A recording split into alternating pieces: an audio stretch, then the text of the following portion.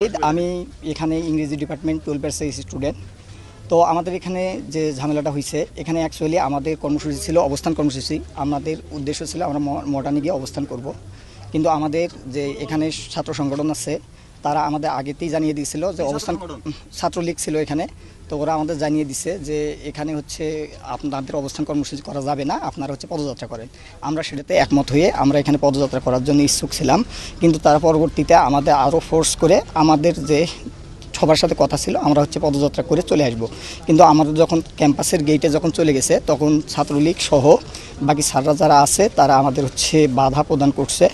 স্যাররা অ্যাকচুয়ালি যখন সামনে আছে তখন পিছন থেকে এবং তাদের যারা তৃতীয় পক্ষ ছিল তারা স্যারের ওপর আক্রমণ করে সেই দায় আমাদের সাধারণ শিক্ষার্থীদের উপর চাপানোর চেষ্টা করছে। এই রকম যে আন্দোলন থাকে সেই আন্দোলনগুলোতে বরাবরই ছাত্র তৃতীয় পক্ষ ঢুকে এবং সাধারণ শিক্ষার্থীদের উপর দায় চাপানোর চেষ্টা করে। তাই আমি আপনাদেরকে নিশ্চিত করতেছি যে এখানে না, এখানে আমাকে ছাত্রলীগের সভাপতি আমাকে চর থাপ্পড়ে মারছে। এখানে উনি আমাকে নিজে স্টিল আমাকে থাপ্পড় মারছে। এখানে কথা হচ্ছিল আমাদের এখানে আমরা গত 9 দিন ধরে এখানে আমরা অনুষ্ঠান করতে সমাবেশ করতেছি। এখানে কোনো প্রকার আমাদের সাধারণ শিক্ষার্থী বিশৃঙ্খলা করে নাই, কিন্তু ওনারা আসার কারণেই এই বিশৃঙ্খলা হয়েছে। এই দায়ভার সাধারণ শিক্ষার্থীদের না। আচ্ছা ঠিক, আরেকজন বলি, আরেকজন ভাই 1 মিনিটে দাবি বলেন তো এখন কি আমাদের কি করতে চান এটা একটু জানতে চাই।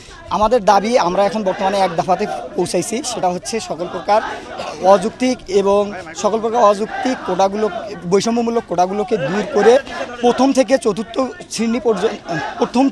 শ্রেণী পর্যন্ত যথাযথ কোটা সংস্কার করা।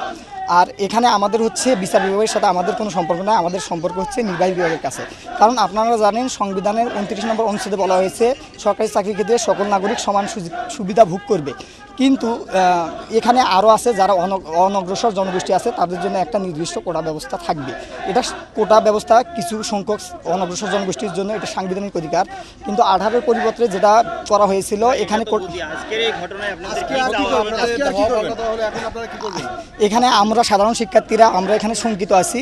তো আমরা চাচ্ছি, সাধারণ শিক্ষার্থীরা চাচ্ছি যাতে আমাদের এই ব্যাপারে আমাদের পরবর্তীতে কোনো সমস্যা না হয়।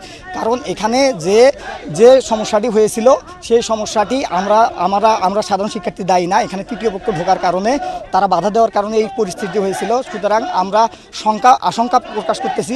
সুতরাং আমাদের আশঙ্কায় সারা বাংলাদেশের শিক্ষার্থীরা একমত প্রকাশ করবে বলে আমি আশা পোষণ করতেছি। কারণ